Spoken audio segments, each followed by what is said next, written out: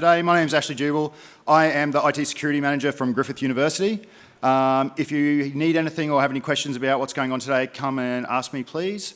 I'll also be a part of the speed debate panel this afternoon, and I am sure to make a fool of myself, so don't hold that against me. Our next presenter is Michael Gianarakis. That's it. Yeah, you got it right. I told him I'd make a mess of that, but thank you. Michael is the Director of TrustWave Spider Labs in Asia Pacific. He's going to talk today on developing secure iOS applications, so please make Michael welcome. Okay, all right. So I've got a lot of slides. I literally finished them this morning, so hopefully we get through it. We'll see how the pacing goes. But just quickly, a bit about me. As Ash said, I'm the Director of TrustWave Spider Labs for the Asia Pacific region. I also am one of the organisers of Sec Talks in Brisbane. If you are local, definitely check it out. It's a cool meetup. We do, talks, CTFs, things like that. And for those playing along, flat ducks. All right, so this presentation, it aims to give you a good overview of how to design iOS applications or secure iOS applications. It focuses on key security issues that we commonly find in iOS applications. It's not a guide to hacking iOS applications. I've done quite a few presentations on that topic. If you want, you can check it out online. There's a lot of material. But I really wanted to focus a little bit more on the secure dev side for this topic. So we'll just quickly go over an overview of the iOS attack surface, common iOS security issues, some secure design principles for iOS applications, and secure development approaches for key iOS security issues. So the attack surface. So this is like a really, really basic threat model of an iOS application, right? You've got your application, and it communicates. Typically, most applications communicate with a back-end over a network, potentially even third-party services, Twitter, Facebook, things like that. Obviously, it runs on an iOS device, and it can also communicate with other applications on the device through IPC extensions, from iOS 8 and things like that. So where are the issues in this, right? So obviously, the network can be compromised, right? So man-in-the-middle attacks, pretty straightforward. Your backend potentially could be compromised. So, server compromise, web attacks against any sort of web services that are supporting the application. Third-party services also potentially able to be compromised. The iOS device can be jailbroken or compromised, as well as other apps can be malicious. Obviously, it's less of an issue in iOS. They've got pretty stringent entry criteria into the App Store, but that's also a potential vector. And then your app, I suppose, as well. Obviously, less prevalent on iOS and the App Store, but certainly a big issue on Android. So understanding the risk profile of your app. So this is an important step that's often overlooked, but it really should drive the security design of your application. So when you're thinking about the risk profile and you're doing sort of your basic sort of threat modeling, so to speak, some of the key considerations that you should go over. What information is in the app and how sensitive or valuable is it to your organization? Who are the likely threat actors and what are they capable of? What are the likely attack scenarios that each threat actor is going to attempt against your application? What's your tolerance for risk? Both in the context of the application and organizationally, that's also a factor. And do you have any regulatory requirements, PCI, HIPAA, whatever, Cool. So common iOS application security issues. So these common issues are just based on my experience. I've done a lot of pen testing. I run a team that does a lot of pen testing on mobile applications, and working with a range of companies across all kinds of apps, like mobile banking apps and trading apps. The high security, like board paper apps, all down to like internal business apps, retail apps, games even. And so this is based on the common issues that I find on those on these sort of apps. Binary and runtime security issues are big. Transport layer security issues, so pretty well known issues, and data security issues, obviously, particularly with mobile devices, right? Anybody can pick it up and walk away with it easily. So those are the three perhaps most common issues, and these are the three issues that we'll be targeting. Because if you get these right, you're ahead of the pack already, right? So There's obviously a lot more to consider when it comes to the security of your applications, like back-end security and the web services that support it and things like that. But I mean, if we're looking at the client specifically, get those three right, and you're well and truly ahead of the pack. So before I get into the detail around some fixing some of those issues and exploring some of the common issues there, I wanted to touch on some secure iOS design principles. So you should just be keeping these in mind, and if you understand these and take these into your design when you're designing an application and you're developing an application, even if it's not something I've kind of covered here, if you've got these in the back of your mind, you'll be thinking in the right way from a secure development perspective. So don't trust the client or the runtime environment, right? So, on mobile applications, it's very easy to be for the attacker to control the execution environment. So you want to make sure that you account for that, and definitely don't trust the client. I mean, that's age-old advice, right? Users will connect to untrusted networks, and we've seen that. They'll connect to untrusted networks, and they will click on stuff, right? So they'll click on any warnings and whatnot. So keep that in mind. And don't store anything sensitive on the device if you can. Obviously, there might be a business case or a use case to do it, and we'll discuss some of the things that you can take into account when you're doing that. But as a rule, try and limit what you're storing on the device if it's sensitive. So going into binary and runtime security. So as a reflective language, Objective-C can observe and modify its own behavior at runtime, which can be great from a development perspective. You can do swizzling and some interesting stuff there. But from a security perspective, it presents some problems. So it gives you the ability to create and call ad hoc classes and methods, and manipulate and abuse the runtime of the application. So it's really great for bypassing security locks, breaking logic checks, escalating privilege within an application, and stealing information from memory.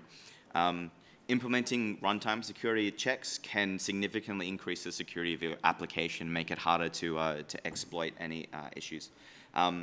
So you should, and going back to the design principles, you should always assume that your application will run on a compromised device. If you come from that design standpoint, you'll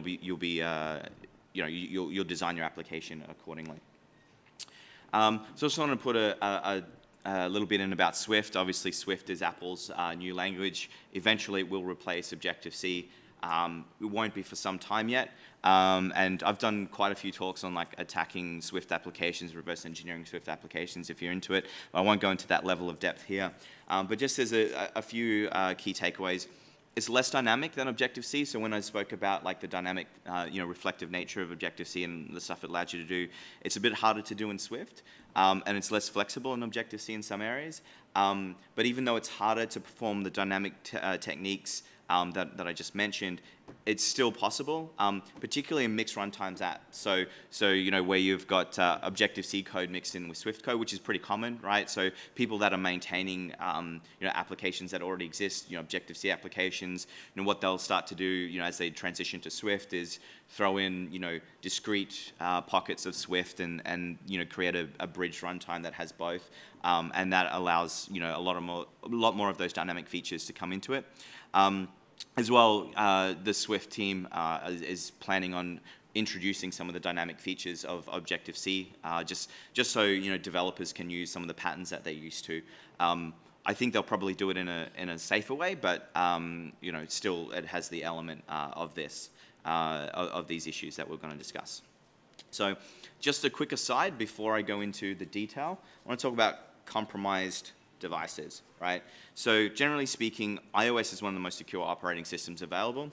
One of the defining security features of iOS is the chain of trust. So every bit of code, from the bootloader right up to third-party applications, is all signed and approved by Apple. But as soon as you break that trust, all bets are off, and you can defeat all the security controls that are baked in.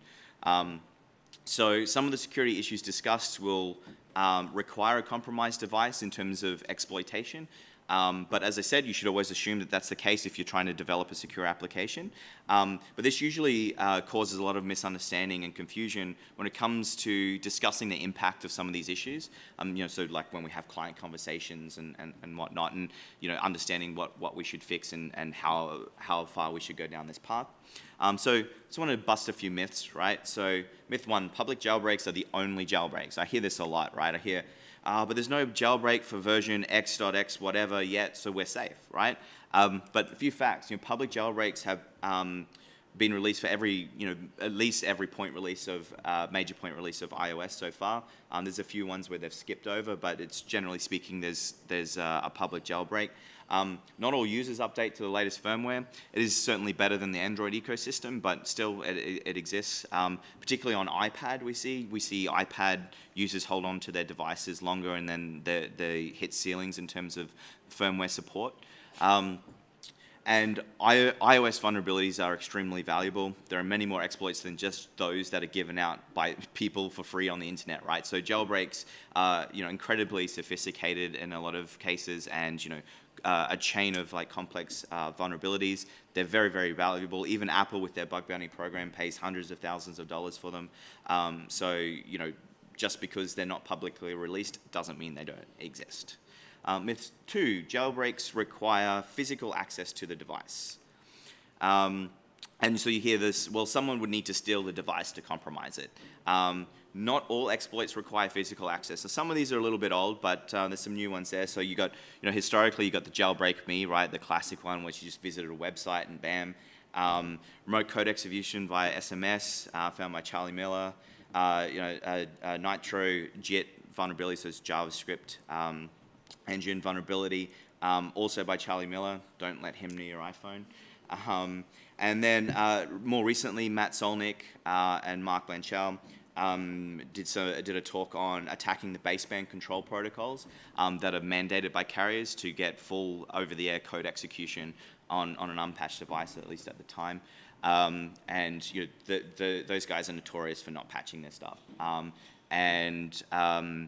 Yeah, and I guess the other point as well, going to the previous, some of the previous points I made, remote exploits are very, very valuable. So most of the time, jailbreak authors and the public jailbreak authors will not release those, not only because they're valuable, but also because they tend to get patched quicker because they're more serious. So if you're trying to release a public jailbreak that's going to persist as long as it can, you're not going to burn remote exploits, but they do exist. Jailbreaks are always obvious to the user, right? So everybody thinks that, if Cydia is on the device, if it's not on the device, then it's not jailbroken, because Cydia, for those who don't know, is just a common app store that gets installed when you jailbreak a device. But if you're coming in as a hostile attacker, I'm not going to, and I want to compromise your device, or I want to compromise a series of devices, I'm not going to make it obvious, right? So that logic is kind of flawed. But if you are being targeted, or if you do have an exploit that you want to run wild, you're not going to do something as obvious as have an icon pop up to say, hey, you're jailbroken, right? Or I've compromised your device. Myth 4, and this is an interesting one, jailbreaking is Apple's problem. I get this a lot, but I think, and this applies more broadly than just iOS applications, but the security of your app and your data and your users' data is your responsibility, right? As a developer, as an organization, the security risk to your organization is your responsibility. You will be the one that suffers the impact if your app is compromised, and you should be actively managing the risk. You can't outsource your risk, right? And Apple won't secure your app for you. So Apple does a lot of great work around platform security, does a lot of great work around trying to force solid security practices onto app developers, but they won't secure your app for you. And myth 5, and this is an interesting one, you can't completely, you can completely protect against jailbreaking, right? So unfortunately, you'll never be able to completely secure an application. This is true for any application, not just mobile applications. But the idea is you need to raise the bar for the security of your app so that it becomes too difficult or costly to attack, right? So that's really what you're trying to achieve here. Perfect security is a myth. You're not going to achieve it. You just need to raise the bar. And that's the end of my rant. Cool. So going into some of the protections now against what you can do to protect against a hostile runtime environment. So a simple and effective method of securing the runtime is to implement an anti-debugging control. So there may be reasons that you might choose to allow your app to run on a jailbroken device, and we'll talk about jailbreak checks in a second, but there should be no legitimate reasons for allowing debugging of your production application, right? It doesn't make sense. So can be implemented using a couple of techniques. So periodically monitoring the process state flag to determine if the process is being traced, and then terminating the process. There's a ptrace request pt deny attach that would prevent future tracing of the process as well, and that function called ptrace 31000 is how you do that. And then these techniques should be used in conjunction with each other to provide a more robust anti-debugging control. So you don't do one or the other, right? So you have the pt deny attach, but you're still monitoring the process state flag to see if it's being traced. Jailbreak detection. So jailbreak detection is a common security protection. There are multiple ways to implement jailbreak detection, but the two most common methods are a file system check and a sandbox integrity check. So file system checks test for the presence of files that are typically found on jailbroken devices. Some examples are mobile substrate, which is a hooking library, allows you to write patches, bash, SSH, things like that. You check for those sorts of files. And then one of the things to consider from a secure design perspective is you should ensure you check for multiple files. So you don't just do a basic one. Like a common one we see is you just check for cydia.app, right? So what happens if I delete cydia.app? I'm still jailbroken, right? Or I rename it, or I patch out the string in the binary. How do you check for that? So you should always check for multiple files. Ideally, checking for files that are going to break a jailbreak environment if you can. Use different methods. So a common one is file exists path, which as it suggests, checks if a file exists and returns yes or no, or is readable at file path. So if you're using multiple ones, it can protect you against just patching out file exists path to return no every time or return false. So if you're making it helps to make a more robust file system check. The sandbox integrity check, as the name suggests, tests the integrity of the sandbox and making sure that the application is running inside it. It works by attempting to perform an operation that would not typically be allowed on a device that has not been jailbroken and the sandbox is still intact. So a common test is to attempt to use the fork function to spawn a new child process, but you can try access files outside of the sandbox or whatever else would come up with that sort of logic of, yes, I'm successful, or no, I'm not. And if it works, then it's compromised. If not, then it's all good. Check out, OWASP has a project called IMAS, and they have a bunch of security modules that you can drop into your application. The jailbreak check and the debug check are pretty good. It's a little bit old now, but the code is still relevant. So definitely check it out if you don't want to roll your own. And you can really go down a rabbit hole with this. And as I said, it goes back to sort of the threat modeling, right? Maybe you just want to do a basic version of this, right? Just to kill like some of the low-hanging fruit. Like if it's an application where I was able to develop a patch, and if that got easily spread around the internet, people downloaded it, to get. I'll give some examples. We had a very large fast food chain that we do work for, global fast food chain. And they had an application that allowed you to get free coffees, right, after a certain number of promotions or whatever. And you could easily patch that out to just give you a free coffee in the app and say, yep, I'm eligible for a free coffee.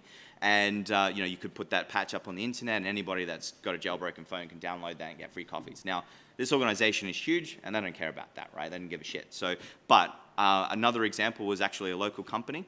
And they had an application, was for insurance, that uses all the sensors on your device to determine how good of a driver you are, and that has impacts on like whether you can get a reduction in your premium or other benefits. And because it's all being done on the client, if it's on a jailbroken device, you can mess with that completely. So that has a real business impact. So that might be a case where you want to invest a little bit more in these runtime protections, just because it has that business impact. So again, it goes back to the modeling. Inlining functions. So any sensitive functions, such as security checks, should be compiled as inline functions. Inlining functions complicates the attacks, and that involves, so for those who don't know, when you inline in a function, it's essentially, the compiler essentially copies and pastes it anywhere that it's called, right? So rather than just having it, exist once in the code and then it gets called, basically, inlining functions will complicate attacks because you need, if you want to patch something out, you want to patch a check out, like a jailbreak check or a debug check, you have to find every instance that it's been inlined in the code and patch that out. So it can complicate it and just make it a lot harder to do. And so to do that, there's the attribute always inline, so compiler directive that you can use to inline these functions. There are some nuances to that, right? So it may not always be honored. If you are doing that, you need to think about some of the other flags. So setting the inline limit compiler flag high enough to allow for the inlining of your code. Inlining is usually ignored if you don't have any optimization levels set, because it is considered an optimization. Don't use unit at a time, which is automatically set if you use optimization 3 and above. And don't use keep inline functions if your functions are static. Another more complicated but also very effective method of protecting against runtime attacks is address space validation. So anytime malicious code is injected to your application, it must be loaded into an address space, obviously. Validating that address space adds complexity to the attacker because it forces them to try and inject malicious code into the existing address space, which is valid, with valid code, or attacking the dynamic linker, which is hard, right? So there's a dynamic linker library function, DL address, that returns information about the address space of a particular function belongs to. So passing a function pointer of the class's method implementation that you want to validate into that function will basically return whether it's came from your app, one of Apple's framework, or some sort of unknown source, which is probably malicious. Going back to a little bit more of a design focus, simple logic checks, and this is a big one, right? So simple logic checks for security functions and business logics are easily susceptible to manipulation. So these are just some of the examples that we see all the time, right? I don't know if any of you guys are Objective-C developers or app developers, but this is just sort of a function signature called isLoggedIn, and it's returning true or false, right? So if I can patch that to always return true, have I got an auth bypass, right? Is jailbroken? Yes, right? That's a variable. I can easily change that on a compromised device. So if you're relying on the value of that variable, to be yes or no, you can easily flip that. Set debug flag, just another example. So here's an example for a mobile banking application in Australia from one of the big 4 banks. I'm not going to tell you who it is. And basically, they've got a jailbreak detector function, and basically they're doing some file system checks, so they're checking for the existence of jailbreak files or symbolic linking. That's symbolic links that are typically created when you jailbreak, and sandbox integrity. And basically, you've got here, basically those first 3 lines are me messing with the runtime to make it return false on all the checks. And then when you run them, they're returning 0, which is false, right? And then there's another way in terms of the logic, like thinking through the logic. The way that they did the file system checks were just to have an array of strings. I just change those to an empty array, and it also breaks the check, right? So again, thinking about the logic and how you can avoid simple logic, and it's also very common for getting checks. It's also very common in iOS applications, just the way that they're architected to have multiple stages of a workflow, right? So if you've got multiple stages of a workflow, you've got one function that does this, passes it off to another function to check it, passes it off to another function to log you in or whatever. You have to think about people being able to bypass that step, right? So all of this should get you thinking that securing client-side functionality can be hard. So if you've got anything sensitive in client-side functionality that's not a business imperative, you should try and shift it to the server if you can. Securing memory, so instance variables stored in Objective-C objects can be easily mapped inside the Objective-C runtime. Never store anything in memory until the user has authenticated the data and the data has been decrypted. obviously, because then you're not really encrypting it. Manually allocate memory for sensitive data rather than storing the data or pointers to the data inside Objective-C instance variables, and wipe sensitive data from memory when it's not needed. So here's an example of another, same banking app. I've got the PIN up there, tokens, your mobile number. That's actually my real mobile number. Call me anytime. All this other stuff, account name, account numbers, all that kind of stuff. So it's actually really hard to protect against, but just think about, the life cycle of these things and making sure that they're not staying in memory for as long as it needs to. Transport layer security. I've got a lot to go, but I'm running out of time, so we'll keep going. So users will connect their device to untrusted networks. Great. So if your app handles sensitive data, you should be encrypting all the traffic between the app and the back end. Pretty straightforward, right? Apple, since iOS 9, has implemented app transport security. And it basically forces all applications to use HTTPS to secure all network connections. And it forces all the latest protocol versions like TLS v1.2. They had mandated it, or had intended to mandate it from the end of last year, but it was extended because developers were having issues with it. And lots of issues with this, as you can imagine, come from third-party services, right? So there's some fine-grained control that's available to developers. So you can set per-domain exceptions in the info plist file. So you can include like certain subdomains. You got temporary access to loading HTTP resources if it makes sense, right? So you get some fine-tuned controls, but it's also possible with those controls to completely bypass it. Don't do that. I don't know if it's actually, once it comes in and there's a deadline, whether this will get you in trouble and you won't get accepted into the App Store. Maybe not. But even if it does, you shouldn't just allow all, right? You're defeating what's a pretty good security control. So Cipher Suites, anybody that's got a pen test background or has procured a pen test report will probably, no doubt, have seen 100 issues on insecure Cipher Suites. So you should, pretty standard stuff. Disable support for low and medium strength Cipher Suites on the server. You can also control this on the client to some degree. So if you're using NSURL session, you can specify the minimum supported TLS protocol using TLS minimum supported protocol property in the NSURL session configuration. But it's probably a bit redundant once you use ATS, right? Once it becomes mandatory. If you're using NSURL connection, there's no API to set the minimum protocol, but there's lower level C functions in the older core foundation framework, but it's not worth it, especially with ATS. Cert validation, you should always perform cert validation checks. Don't, always, even in dev, you should really do it. You get free certs, it's super easy. When using Apple's frameworks, it will accept a certificate if it's signed by CA that's in the trust store, right? Certificate validation checks are often overridden in development to avoid issues with self-signed certs because people don't want to deal with creating certs in development. Typically, this is encapsulated in a variable somewhere or some other simple logic, which, as we've seen before, can easily be subverted. This is again in a mobile banking app from one of the big four banks. And you can see there what I've highlighted is allow untrusted certificates is a yes or no flag, right? So and you can easily bypass that. And even the methods that check for it allows this insecure transport or untrusted certificate again as a yes no check, right? So very easy to patch out. To avoid having to do this, use valid certs in development. Just get some free certs. Let's encrypt whatever.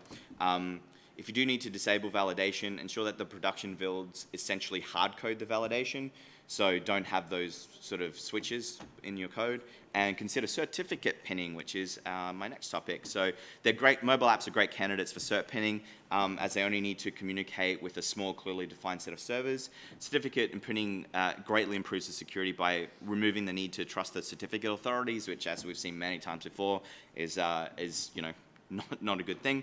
ISEC partners have a great library for implementing cert pinning, so you don't have to roll your own. It's at the SSL Conservatory on their GitHub page. It's important to remember, though, when you're pinning a certificate, that if you need to revoke the certificate, it will mean an app update. So you have to be careful with that, and that can get you into trouble if you don't plan for it. Data security, you're going to have to burn through this pretty quickly, but I think we're good. So there are two types of data security issues. sensitive data that's stored on the device by the application that was not secured appropriately by the developer, and unintended data leakage via system functionality, so caches and things like that. So insecure data storage. It's common to find sensitive data stored insecurely on the device. As a general rule, sensitive information should not be stored on the device at all if you can help it. So you should really consider the need to store sensitive information on the device. Generally, it's functionally and technically possible to not store the data at all. You store on the server, and you can just, like a web application, get it when you need it. Property list files. So don't store sensitive information using the user defaults, which creates plist files. They're unencrypted and can easily be retrieved from the device or backups. So I find all sorts of sensitive things in the clear and property list files: passwords, session tokens, sensitive configuration items, PII if that's something you have to protect against. So definitely be careful what you're storing. SQLite databases. So avoid storing sensitive information in SQLite databases if at all possible. If you need to store sensitive information, encrypt the database using SQL Cipher. I think SQL Cipher may have been, oh no, there you go, encrypted core data as well. So if you are using core data, which SQL Cipher, at least when I wrote this, didn't support, I don't know if it does, the IMAS project, that OWASP project I mentioned before, leverages SQL Cipher, and it works with core data if you're using that. So it's there on their GitHub page. They have a bunch of modules. The data protection APIs. So if you need to write files with sensitive information to the device, not credentials, definitely don't write credentials into a flat file.